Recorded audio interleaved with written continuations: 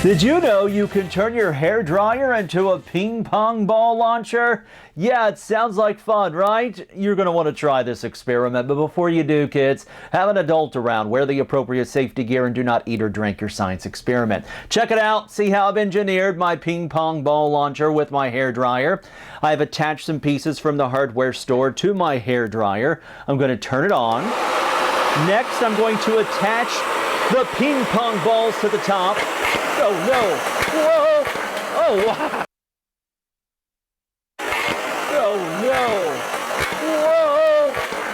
Oh wow! This is so fun! Ping pong balls are everywhere. This is all about pushes and pulls. Remember, a push or a pull is a force. We're forcing those ping pong balls out of the ping pong ball launcher by using the air from the hair dryer. For Hooked on Science, I'm Jason Lindsay.